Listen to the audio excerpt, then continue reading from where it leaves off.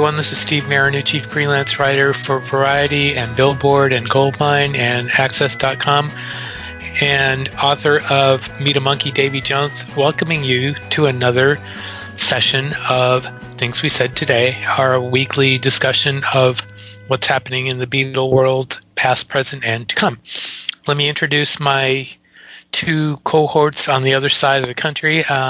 First, in the beautiful state of Maine, the author of Got That Something, How the Beatles, I Want to Hold Your Hand, Changed Everything, and The Beatles from the Cavern to the Rooftop, which is, in my estimation, and I have to say my name's in the book, but it is one of the best analyses of the Beatles music that's out there. Mr. Alan Closen. Hello, Alan. Hey, Steve. Thank you. And hello, everyone.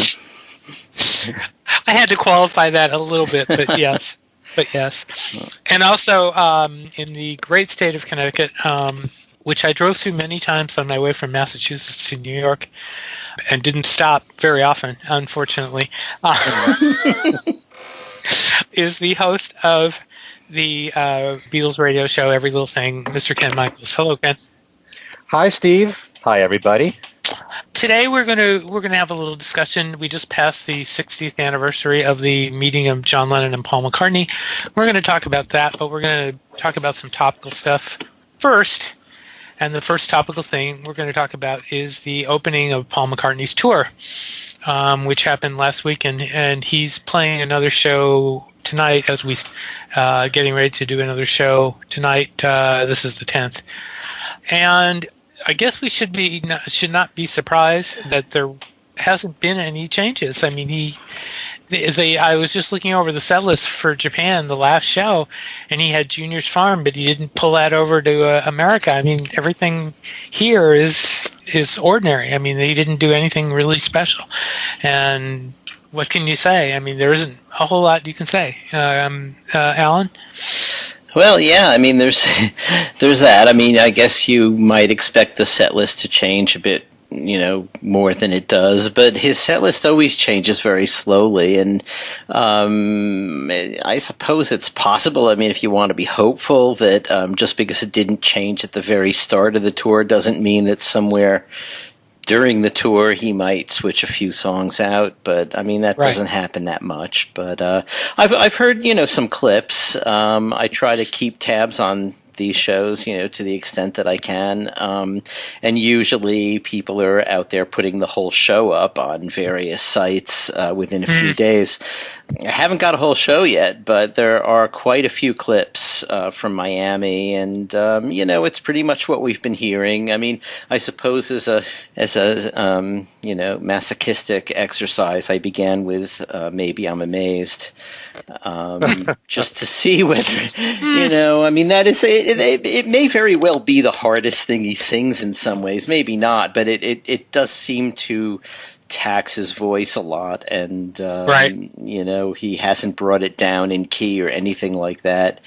And so, it sounds like the way it's been sounding, and I don't know. I really have mixed feelings about it, because it's, on one hand, it's not great singing by the typical Paul McCartney standard we've been used to for decades. And yet there's still, I gotta say, there's still something exciting about watching the clip, and seeing him do it, hearing the audience go for it, and so there it is. It is one of his best songs. I think if there's a list of top 10 solo songs, I think that has to be on it. And just chord-wise and the way he's all, emotion-wise, the way he did it on record and the way he's done it in the past. I mean, it is a great song. But yeah, more on the set list though. Assuming that, as we were talking about a couple of weeks ago about the CD getting released whenever it gets released, maybe he'll incorporate some of the songs after it gets released. And I suspect, because that's what he did with New, he didn't, as I recall, he didn't play anything from New beforehand. It was always after. Right. So I wouldn't expect him to do that. I mean, that would be exciting for him to do that. But I don't know. Maybe he will this time. Maybe he'll he'll see that would have gotten people more interested. Who knows? I hope. I kind of wish he would. That kind of thing can go both ways. I know that right before Led Zeppelin 3 came out, I saw them at Madison Square Garden, and they played "Since I've Been Loving You" from the album, which none of us had ever heard before, and it was incredible. And seeing as I accidentally taped it, I had that tape to listen to for like 3 weeks until the album came out. And I gotta say, when the album came out, I was so disappointed because the studio version was incredibly wimpy by comparison with the way they played it. Yes. Huh. And, so maybe he doesn't want to set up that kind of comparison, or maybe he doesn't want tracks to be bootlegged, passed around before the actual album comes out. Now that is a major concern. I mean, it wasn't back then with Led Zeppelin, but now if he does something like that, it'll be on the internet all over the place within hours. Yeah. So yeah, I mean, go ahead, Ken. I would hope that he shouldn't even care about that, because all it does is generate more publicity around him if he has a new song out, and that's the name of the game. Right. Look what happened with the song from, what was it, Ethel, and I can't remember that movie that he had that song, and the kind of In the Blink of an Eye. In the Blink of an Eye, yeah. I mean, that was on the internet within minutes almost. And so same difference, but yeah. Well, let's just we'll hope for something. Ken, what do you want to say about the set list? Anything?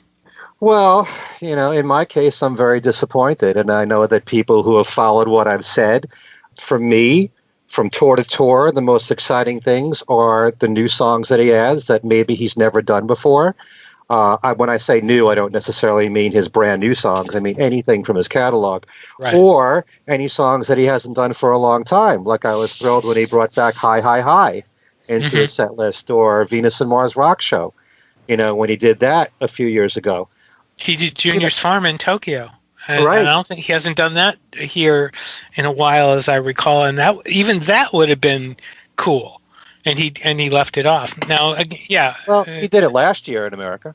Did he? Okay. Yeah, I don't know. I don't remember. But that's the exciting thing for me. The thing is, you hear, because Paul gives so many interviews. There was an interview he gave not long ago where he was talking about the possibility.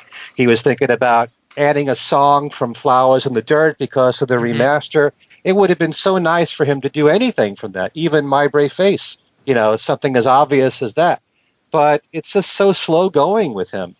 It's very rare when he does that. I mean, he's had multiple opportunities to promote things like that, and he hasn't. I mean, even Benefit of Mr. Kite was in the set in Miami, and that's not a new addition. That's been there, right? So it's just I don't know. I don't know what the thinking is. And I don't want to speculate.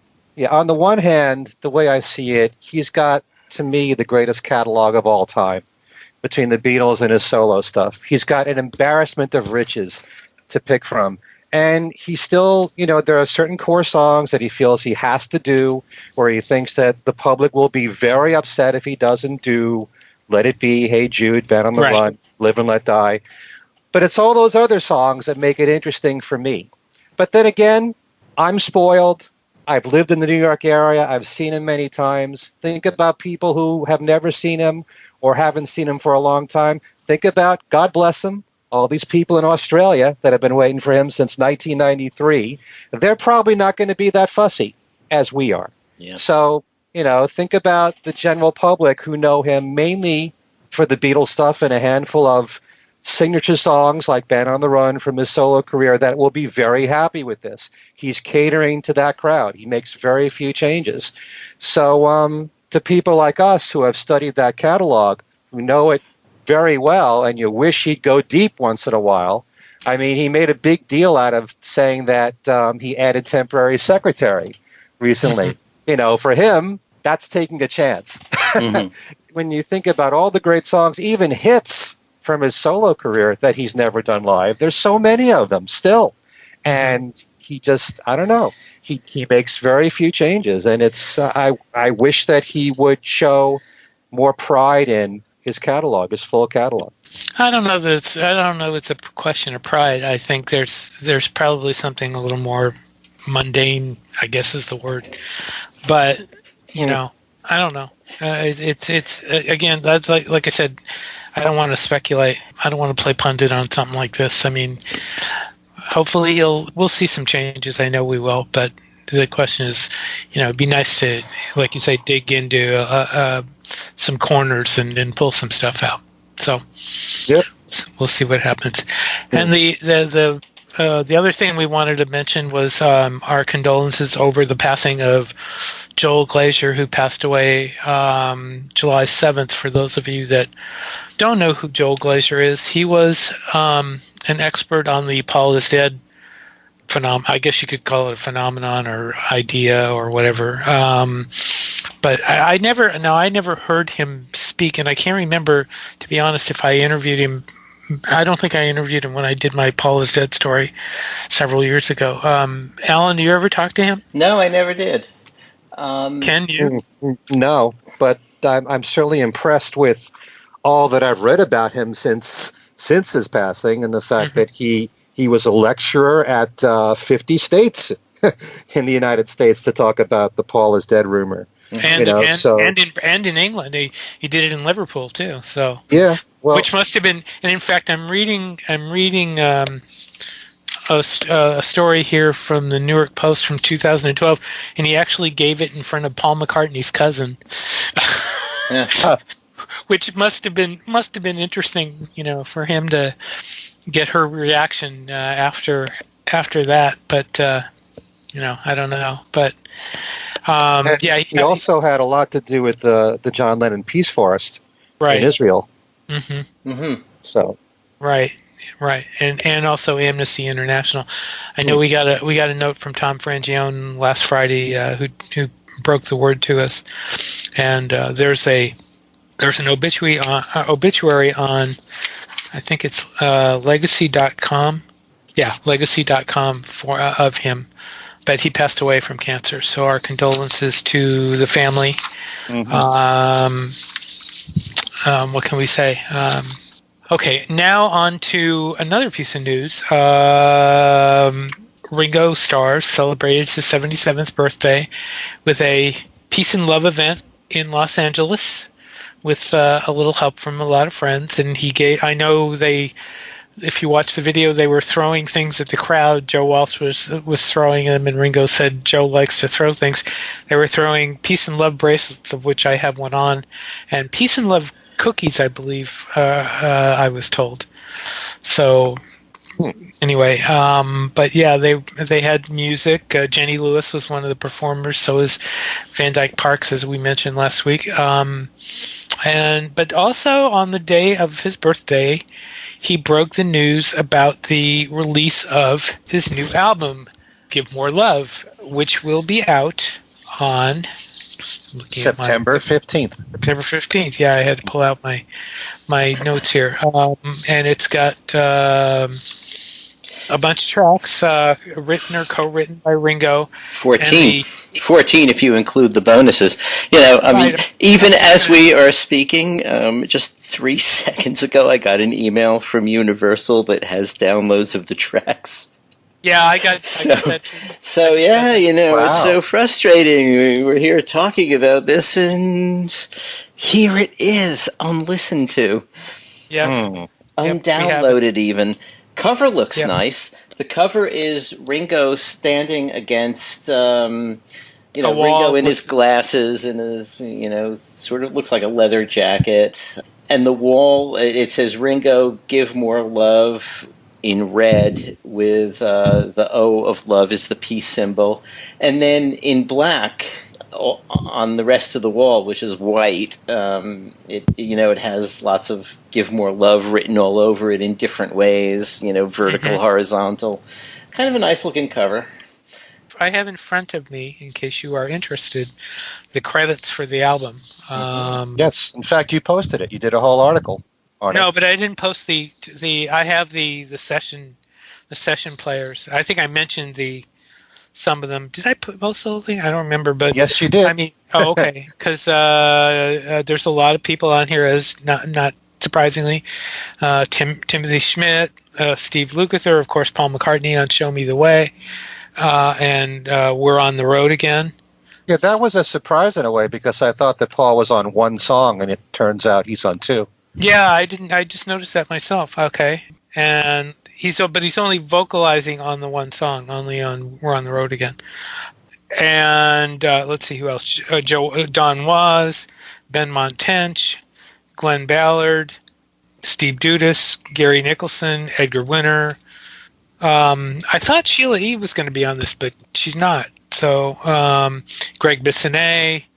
Who else? I'm looking down the list here very quickly, and of course on the bonus tracks, Vanderveer is on. Sings with him on "Photograph" and "Don't Pass Me By."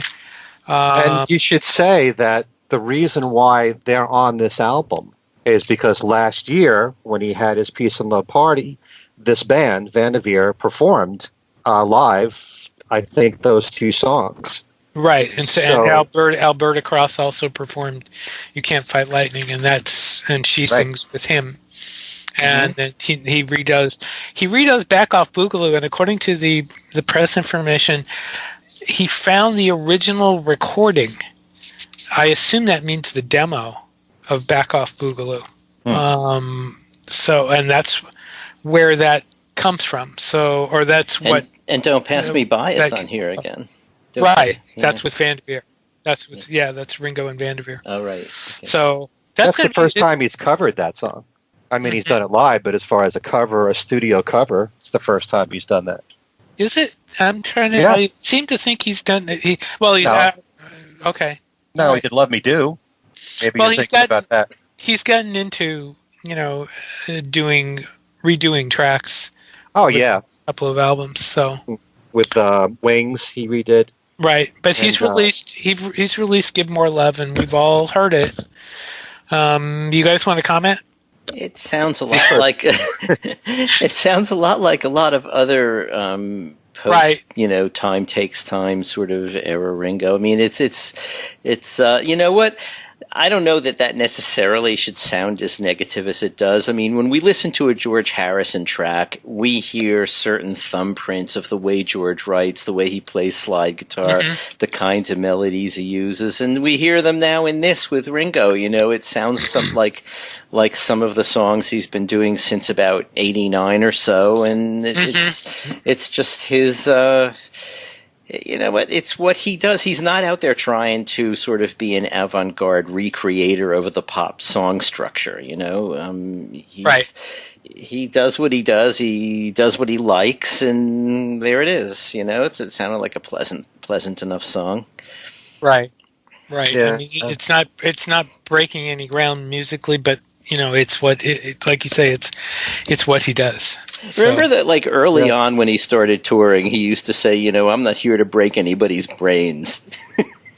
And this is sort of that? Yes. I don't remember him saying. That. I remember saying that. I remember saying it more than once. And I think what he meant was, I'm just going out to have some fun, play songs I like, and that's what it is. And this is sort of like it's not going to break anyone's brains either.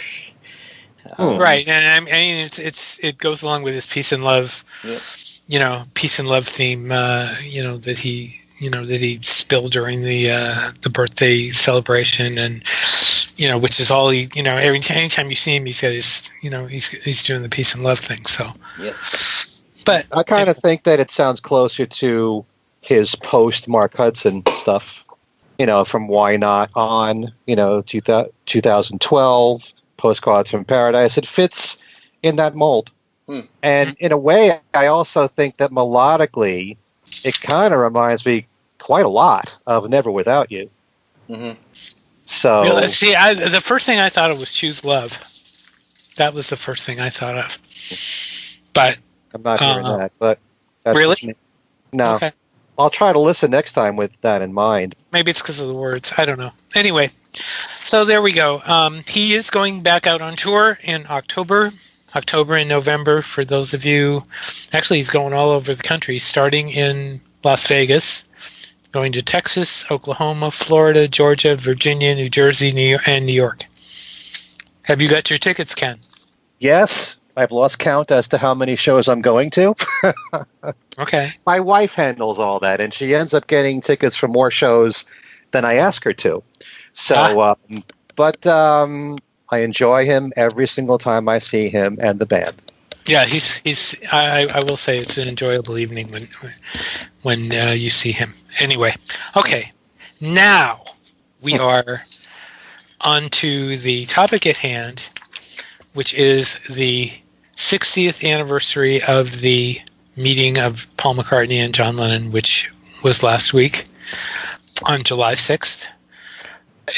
I don't know what to say. I mean, when you think about the fact that this meeting happened as it did, I was surprised to learn, by the way, that the actual spot where they met no longer the hall at the church is not where they actually met. It's because it's something else now. But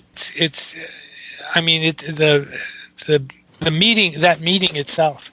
I mean, from humble beginnings, big things come. I mean, it's amazing. It's amazing. You know, Ivan Vaughn apparently was the one that made it happen, and you know, the fact that the Quarrymen got together last week and performed, and they did the lorry trip like they did on that day with John in the lorry, and with the guy who actually drove the lorry. Yeah. That was a nice touch. Yeah, that was a nice touch. I mean, it's beautiful that they were able to do that, and in the same location. But it's just the whole this meeting. I mean, some people have called it, and I've seen it referred to as the greatest meeting in rock and roll history. It's hard not to say that, you know, for the effect on musical history. I don't know who could dispute it, but yeah, I mean, it'd be hard to dispute, especially the way it happened. I mean, they did not meet with expectations of really going anywhere. I think it was just an audition, and you know, when Paul picked up the guitar and started playing, and John got impressed, and history was made right there. I mean, it happened, and it's just incredible. It's just incredible. Yeah. Well, that's how history plays out. You never know when you're making decisions like these where it's going to lead. Mm-hmm. And for that matter, I mean, Paul was asked to join. He didn't join immediately. He said that he had to go to holiday camp, right? Or summer camp with his brother. Yeah, I believe so. Yeah. What was really funny was Rod Davis and Len Gary don't remember, or Rod Davis wasn't there. I'm sorry. I'm looking at my notes. I'm looking at the printout of my story from Billboard. Rod Davis was not there.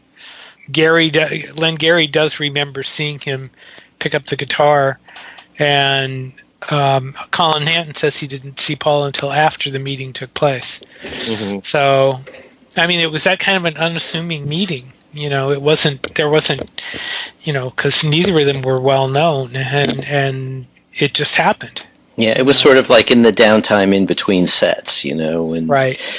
Yeah, I mean, it's, you know, if you think about the reality of it, it was just a couple of kids meeting, you know, and one of them had a band, and one of them also played the guitar, and it was, you know, in reality, completely inauspicious, and you know. Mm-hmm. It's just sort of astonishing, you know, what came of it, really. I mean, and also, you know, you read Mark Lewison's book, you know, the first volume. You know, one of the things that comes through that book is how basically nowhere they were, you know, and until like really towards the end of that first book. I mean, close to the end, anyway. I mean. You know, from once they came back from Hamburg, you know, but it at the time we're talking about when they met, you know, probably if you were going to put your bets on any of these guys to become a star, it would have been Ringo. Right. You know? Yeah. And which brings up the whole thing about Ringo's, you know, birthday again, and and his, the way things have gone for him. But yeah, it's pretty astonishing. Yeah. And they didn't even. And what's even more amazing is the music that they played that day really had little to do with what ended up being the Beatles, because they were Quarrymen were basically a kind of a skiffle band. Yeah. So, but they were trying to do some rock too. The Del Viking song that Paul is always saying John didn't have the words to, come go with me. Down to the penitentiary, kind of making it a blues.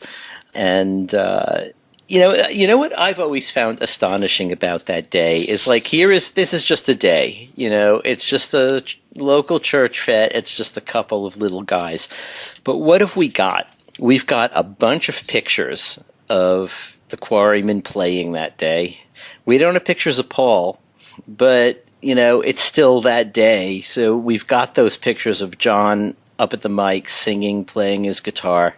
And then a few, maybe what is it now, 20 some odd years ago, we ended up with the recording, that someone had sitting in his attic for decades and finally came out, and sold. I mean, we've only heard a couple of snippets of it and it sounds awful. But nevertheless, I mean, it just strikes me as odd that, it was what turned out to be an auspicious day, but, nobody knew it at the time. And yet there is some audio and pictures of the Quarrymen. And in a way, it's miraculous that we have that. Yeah, it is. And there's been more, and more pictures have come out in recent years. The picture on the lorry, I mean, that showed up, was it about 2 years ago for the first time? That was not one. I mean, everyone's seen the picture of John on stage wearing the cowboy shirt, which Julia says I guess he had just gotten the cowboy shirt, Julia Baird, and so. But I mean, we had not seen the picture. We heard about the lorry ride, but we had not seen the actual picture until it surfaced. But amazing. It's funny. When the tape turned up and was going to be, I think it was auctioned at Sotheby's, and something's telling me this is 1992, 3, something like that, early 90s. Mm-hmm. This was when, I was supposed to be the Beatles desk at the Times, but this depends on your editor's attitudes, right. towards it. So, around the time of, Lewison's Recording Sessions book and the Russian album, there was an editor there who was really keen on getting anything to do with the Beatles into the paper, which was great and a lot of fun for me. With this, I went to my editors and said, they've just come up with recordings of the Quarrymen playing on the day that John and Paul met in Liverpool, and it was church fete. Told them the whole thing, and they were totally I had to keep them awake while telling them about this. And they said, well, we don't want to be in a position where every time one of the Beatles sneezes, that we're there with a handkerchief. And I said, oh my. What, are you kidding me? Oh my. So, I'm writing the story and they're telling me I have 200 words or something, come on. So I'm walking around the newsroom and I'm picking up a wire photo of one of the photos of John singing that day. And I run into an assistant managing editor. And he says, so what's up? And I said, well, it's really interesting. We've got all this stuff from that day. Now, recordings have just turned up. And, they're not very listenable. And, but they're going to be auctioned. And who knows if people will get to hear them generally. But it's kind of odd that, this is the day John and Paul met. And there's a recording of the Quarrymen from that day. So we know what Paul heard. And he said, I said, plus we've got this picture. This picture is from exactly the same day, and he said, wow, that's really interesting. And I said, but, they're only going to give me 200 words. And he said, I'll tell you what, I'll go around, I'll keep you out of it. I won't get you in any trouble here. I'll go around and I'll sort of work it out so that you have some more space. Now, to a New York Times editor, that translates as this, which is exactly what happened.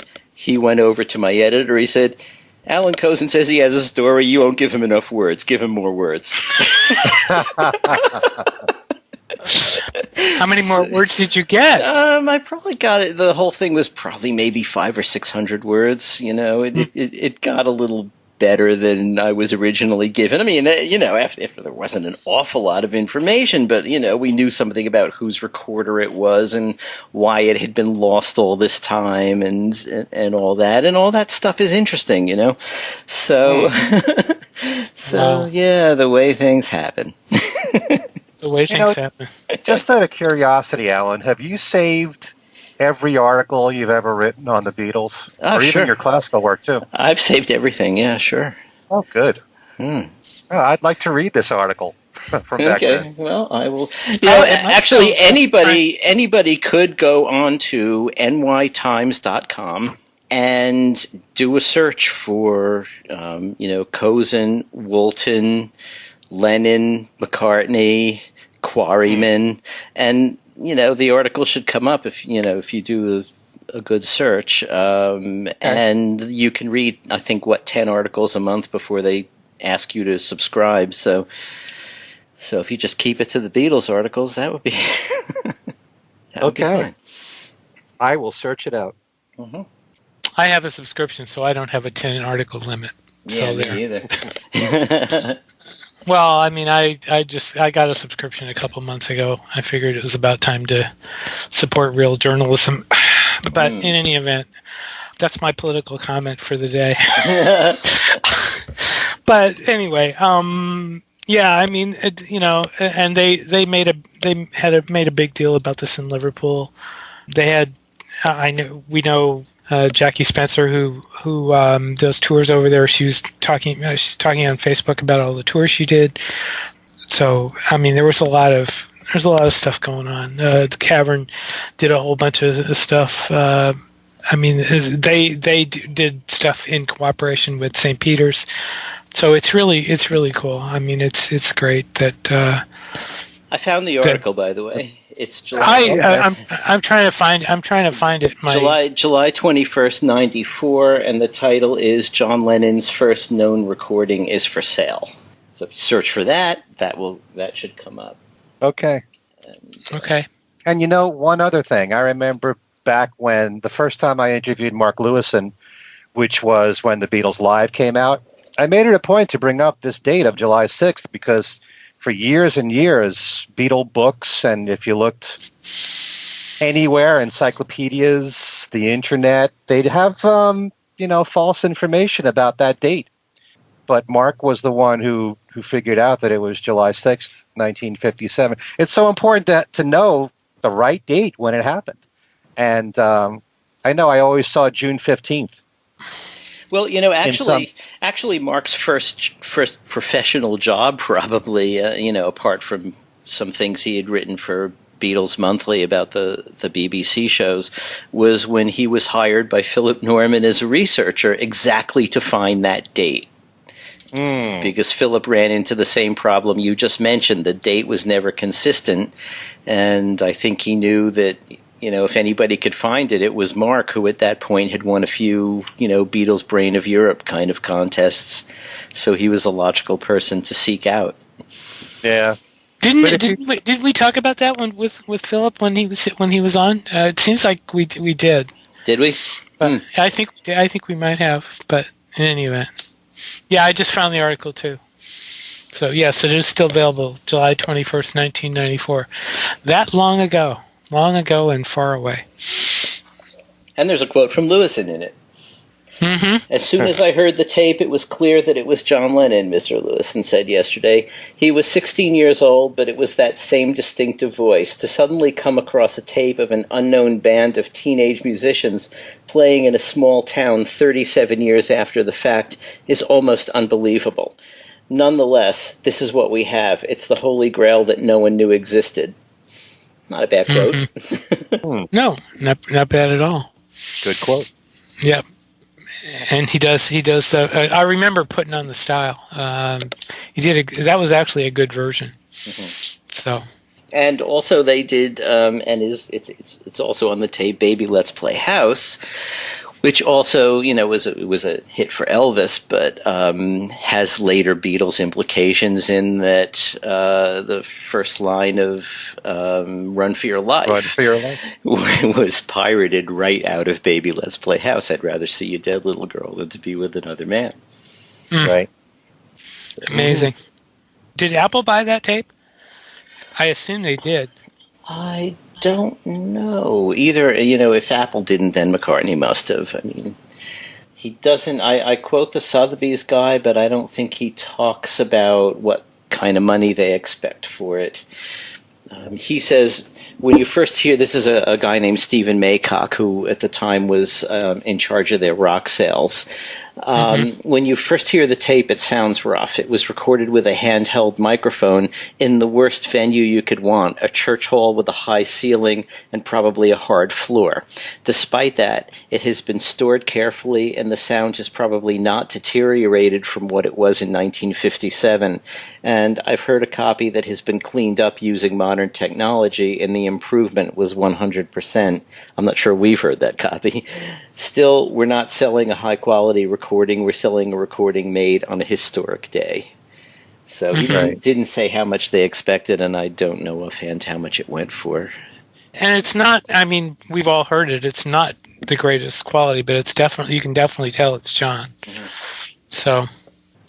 Yeah, well, when you're talking about history, sometimes the quality of the audio doesn't matter as much. No. I mean, it always matters, but, like when we talked about Live at the Star Club, it's still so much a big part of history and all that we have to document, their time in Germany. Yeah. Outside of Tony Sheridan and all that, but... Right.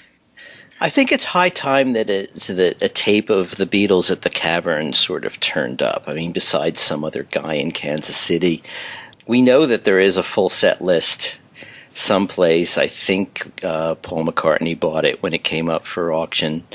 So there's at least one tape, but God, there's bound to be more, wouldn't you think? Yeah, I would. And yeah, you're right. Boy, if somebody would ever have a copy of that and put it out on the, for sale, good grief. Wow. It's one thing, it's shocking to me that we even have this tape from July 6th, but the Beatles in 62 and 63 were gaining popularity, especially in 63, in the UK. You would have thought somebody recorded them at the Cavern. Yeah. It's one thing when you're not that famous, when you're the Quarrymen in 1957. I don't expect anybody to record a thing from that. But you would have thought in 62 and 63, somebody must have been there with a reel-to-reel or... Right. Yeah. Right. Yeah, I don't know.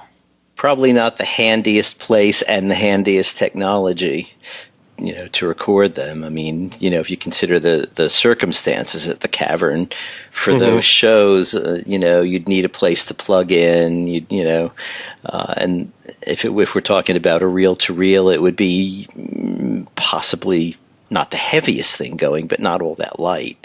And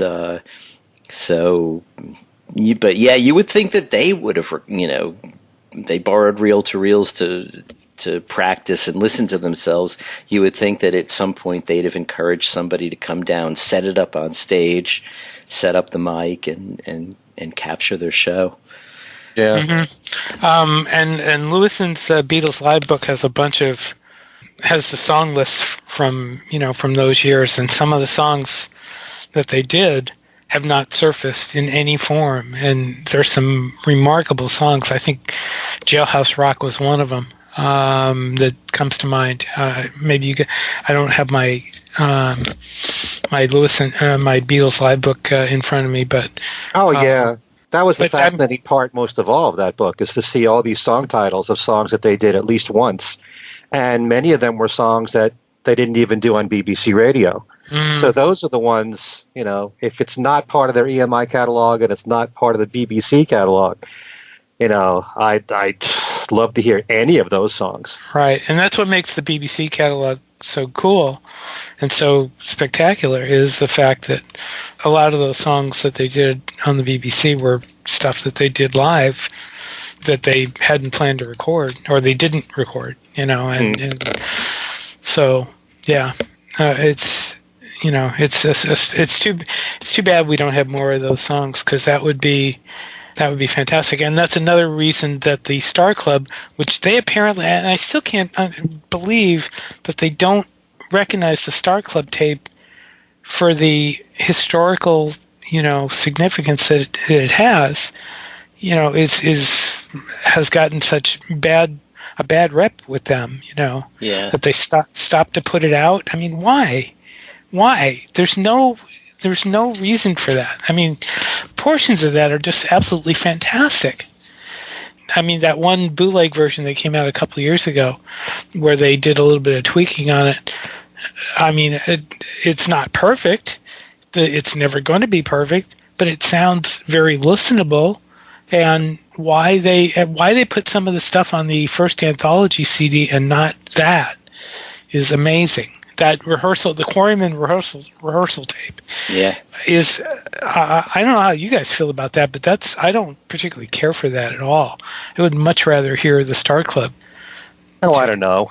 The Quarrymen rehearsals are fascinating in their own way. Well, I mean, yeah, because they do some. I'm relying on memory here, but they do stuff that they did later. They did I'll Follow the Sun. Right, and they did a longer version of it. Yeah. Right, the one tape that is really interesting is the one where they are playing in the cavern. You know the one You guys know the one I'm talking about, where they're. I can't remember the rehearsal. The Cats Walk, and I saw her standing there with the harmonica. Right. Yeah. Mm-hmm. Now that is excellent. That is fantastic, and so, I mean, at least we have that. Although even on that one, there's sort of a big leap from the that sort of first idea about what they're going to do with I Saw Her Standing There to the finished version. Why they thought the harmonica would be good there. I mean, who knows? It's a little bit like we were talking a few weeks ago when we were talking about the Pepper book with all the lyrics with the cross outs and everything. It's a little bit like that. Eeny, meeny, miny, mo, crossed out. Shall I compare thee to a summer's day? The distance from that original I Saw Her Standing There to even to what they did a couple of months later in Hamburg, which was a lot like what they did on the record. I think once they dropped the harmonica, that song really took off. Right. By the way, on the Bob Molyneux tape, the Woolton Quarrymen tape sold for £78,500. Which at the time made it the most expensive recording ever sold at auction, and the winning bidder was EMI Records. I thought they bought it. Who considered it for release as part of the anthology project, but chose not to, as the sound quality was substandard. Oh, they chose not to, and not the four parties. Well, yeah. Stop. Let's not even get into that discussion. I mean, some of the stuff, like I said, on the first anthology CD was not the greatest, and they did put some low quality stuff on there. So, but not anyway. That low. I mean, consider I don't know when the last time you listened to Putting on the Style was, or Baby. It's been a while. It's been a while. Yeah, it's very echoey, and it's very it's tough going. But it's a lot like it's one of those things where you have to listen to it like 70 times before you can really hear what's going on in there, and a lot of people don't have the patience to do that. But there's a cylinder of Brahms playing a bit of his own music. It's the only recording of Brahms that exists. And it sounds in a certain way like this Quarrymen tape. I mean, you play it, and at first it sounds like just noise, because it's a cylinder, it's really in bad shape, and it's, the surface noise is incredible. But I had a class, when I was teaching at Juilliard, and using recordings to show what we can tell about the way performance style changed. And you weren't going to tell much from this Brahms cylinder, but I made them listen to it over and over and over. And by the end, you really could hear what was happening. You just have to focus in on it. Mm-hmm. Well, it's kind of like there are so many early Beatle bootlegs where the quality was poor, especially a lot of Let It Be stuff. And part of the appeal of that is the fact that it is so low fidelity, and you have to listen very carefully to hear everything. And some people really like that aspect of it.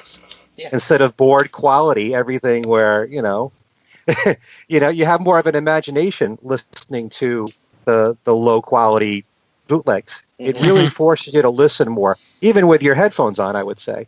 Yeah. It becomes more fascinating. You want to hear everything going on, maybe a few words of what the Beatles were saying to each other, in the studio. You find that fascinating. Maybe you didn't hear the right word.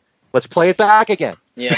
That kind of thing. So some people love that aspect of bootlegs that are just not the best quality. It forces you to keep listening over and over again. Right. They did put on the first anthology, they did add That'll Be the Day and In Spite of All the Danger, neither of which was fantastic, but they were somewhat listenable. So they did do that there.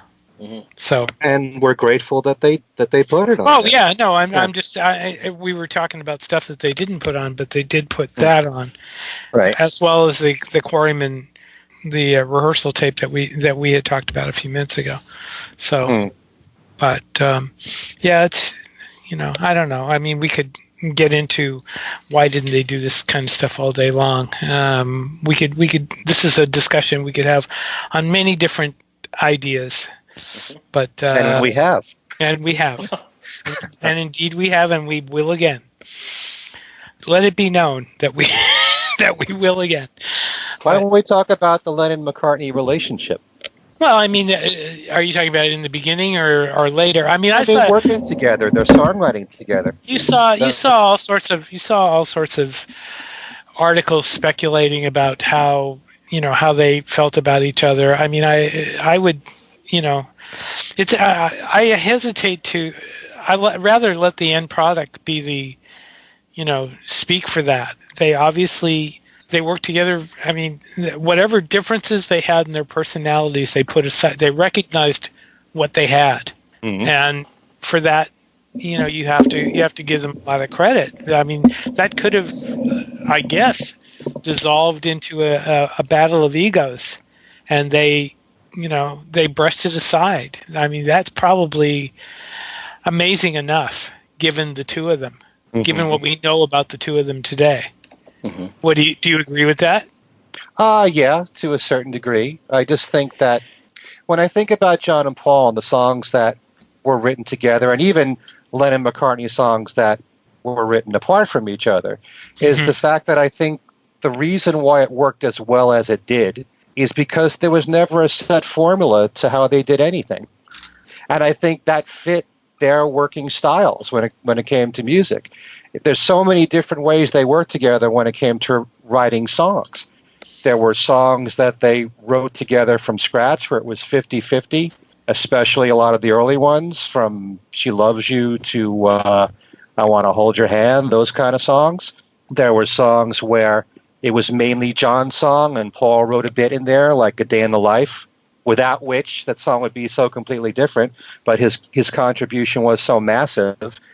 Likewise, there's a song like She's Leaving Home, which was mainly Paul's song, but John wrote the counter melody, without which, it was a massive contribution, and it would be so different without that. And then there were songs where they both wrote their own bits, and it came together, like Baby You're a Rich Man was, or I've Got a Feeling, where they had their own separate songs, and they mixed together as one song, and that worked well. So, and then you've got so many other ways that they collaborated beyond lyrics and melodies, what they added as musicians to each other's songs. So, that's the beauty of it all. I mean, you take a song like Lucy in the Sky with Diamonds. Yes, that was all John's composition, but where would the recording be without what was played on the organ at the very beginning from Paul? It's such a key part of the song. There's so many ways that they collaborated, and it went beyond just the songwriting, and that's part of what made it all special. Mm-hmm. I mean, they had a really strong friendship there, especially in the early days, and then they or really John kind of drifted apart. I mean, John got interested in other stuff. He got bored of what he was doing, and that sort of really kind of led to the split. Either you're all committed to a thing like this or you're not. And he was. I think it was both of them. I don't think it was just John. I don't really know. do. Right to the end, Paul was there trying to pull the band together. Keep it together. Mm-hmm. Yeah. George had other ideas too. Ringo, I think would have done what everybody did. I don't think he would have split apart from obviously during the White Album, but that was over a specific issue, feeling unloved because Paul was wiping his drum tracks, But the other three, the three songwriters, were they had their frustrations in the context of that group. And and it's just such I don't know, I have a hard time dealing with why something like that should happen. I understand intellectually that people grow apart and they grow in different ways and they get interested in different things. But, last week I gave a talk up here at Bowdoin College, which is in Brunswick, Maine. It's 35 minutes from Portland. And we did it as an interview where the other person on stage was a really great composer named Derek Bermel. And Derek is a bit younger, but, he loves the Beatles, and he knew a lot of stuff. And we just had sort of a freewheeling chat, and I played some outtakes of Strawberry Fields and the individual tracks of I Want to Hold Your Hand. But before we went on, Derek was saying, I find the Beatles story in a certain way extremely sad. And I knew exactly what he meant because, most of it is incredibly joyous. But, what I think he meant is that you put on side 2 of Abbey Road and you listen to the end and you listen to the playing and the musical dialogue and just how tight it was and how incredible that side of that last album is that they made as their last album. They knew that it was their last album. And you think, why? Why does it have to be their last album? This is ridiculous. This is like they've achieved a level of perfection and simply could not hold it together. So I think that's what Derek meant when he said it's kind of sad because that aspect of it really is. Well, it all depends on how you look at it because, someone like myself, I've been as supportive as you can possibly be where the solo careers are concerned. And I think that the four of them really enjoyed putting out the solo music that they did. And I think it shows in a lot of their music. So I can appreciate what each of the four of them have done on their own. And I'm sure that in so many ways, listen to All Things Must Pass. An album like that, had the Beatles continued and kept the same formula of George Harrison having 2 songs per album, that would never have come out. So we should be grateful for the fact that more music came out by them individually, more than we ever would have had if it was strictly the group. But, that's a whole other issue altogether. And, the other thing that I wanted to say, and this doesn't take away from the Lennon-McCartney partnership, but even early on, John and Paul were extremely talented as songwriters. There are early examples, I always praise Ask Me Why, because I think that's a great early song. And that was largely John's song. Or a song like All My Lovin', which was, mainly Paul's song. And even in those early years, they could write songs completely by themselves. They were complete talents on their own. And at the same time, they really helped each other on each other's songs. And there are those examples of songs they wrote from scratch together. Mm-hmm. But that's part of why I appreciate and admire the four of them, is that they're all complete talents unto themselves, not just great as a band. I'll never take away anything from how great they were as a band. But even if you go back to these early songs, they had signs of brilliance back then just by themselves. So, that's what was so great about John and Paul. One of the many things. They were great together. They're great by themselves. They were great when they wrote individual songs in the Beatles. I mean, to me, Julia is one of the most brilliant. I know I'm probably one of the few people that would even say that. I think Julia is one of the most beautiful pieces of work on Beatles albums. And it only had one Beatle on it, period. And you've got examples of those, and you've got great examples of them collaborating together, whether it's the collaboration of John and Paul or all four of them together. It's wonderful to appreciate that, and it's also wonderful to appreciate their individual talents when they were together and on their own. Yeah, I mean, I still disagree a little bit, Alan, with the fact that I think Paul did start becoming an individual earlier than you probably were. Even though, like you say, he tried to hold the group together later on. There was an individuality happening between both of them, and it may have been because they knew how good they were.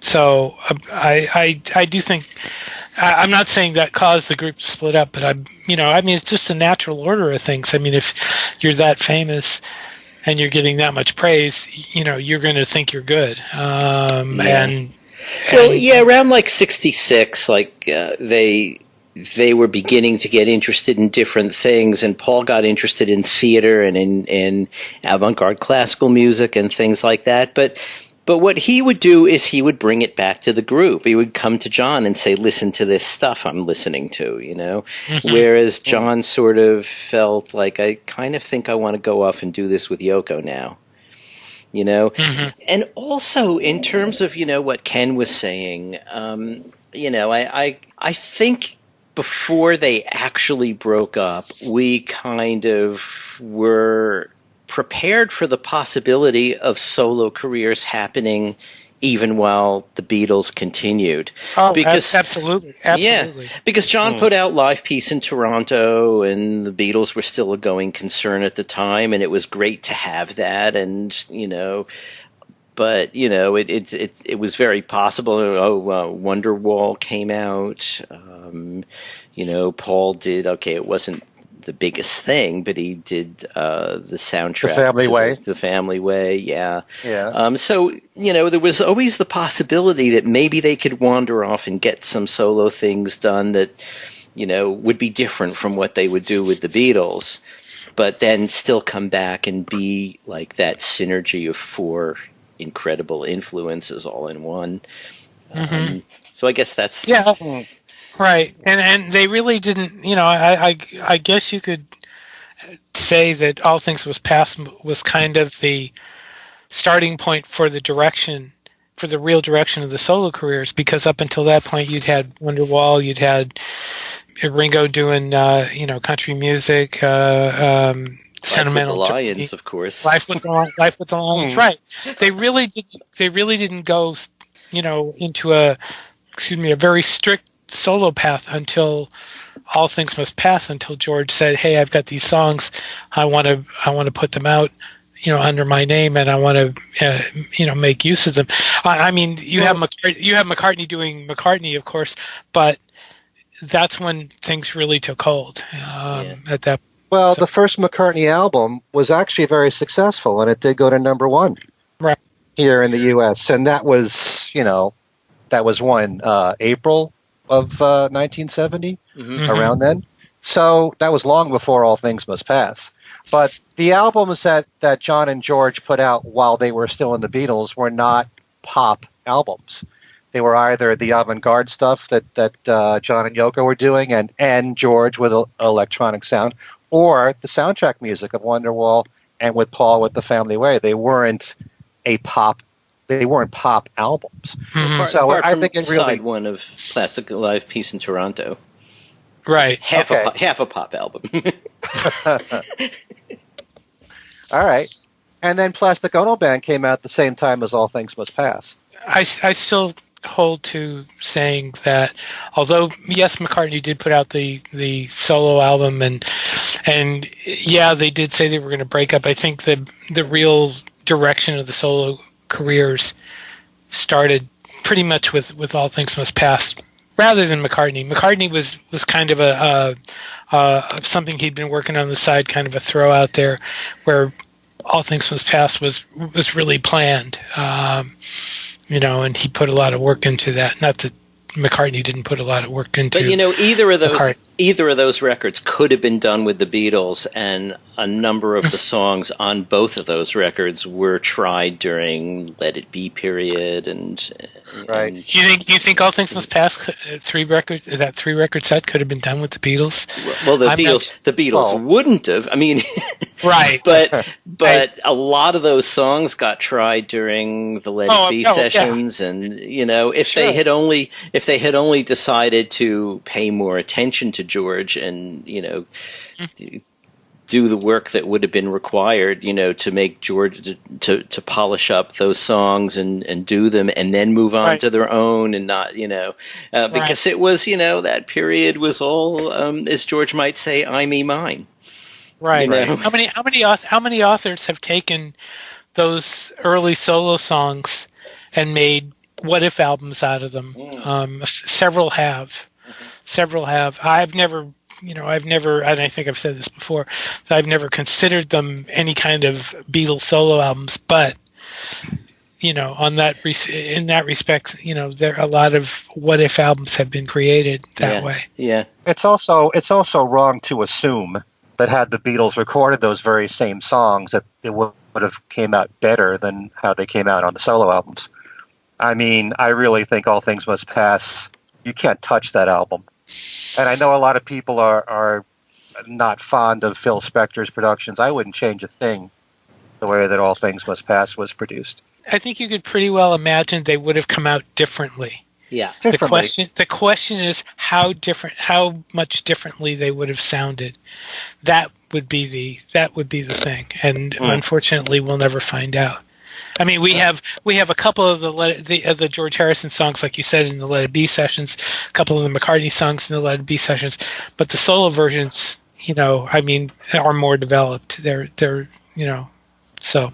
Well, I'm quite happy with the way they came out. Yeah. No, I'm not arguing that the Beatle versions are better. In fact, the Let It Be session versions are rough. That's that's what they are. Yeah. So. But they're not fully developed, that's all. Right. Right. So, but we'll never know. So, I think we've about extended our limit here, haven't we? Mm-hmm. Have we reached our limit? Yes, we have. You can get a hold of us you can write us at thingswesaidtodayradioshow@gmail.com. We have a page on Facebook. We have a page on we have a Twitter account, Things We Said Fab. And do you know what I discovered the other night, Ken? What I discovered the other night was I had forgotten. We have some of our earliest shows, like our first 2 dozen shows on archive.org. I didn't know that. I put them there.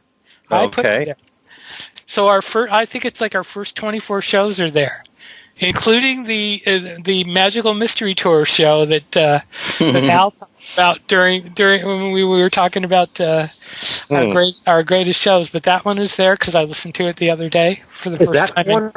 Is that one of our greatest shows? Well, that's one of the ones that we were talking about when we were doing the anniversary show as our most memorable. But memorable. Maybe 50th anniversary of Magical Mystery Tours coming up. We may have to do a remake. We may have to do a remake. On that one. We'll probably say the exact same things that we said 5 years ago. Probably.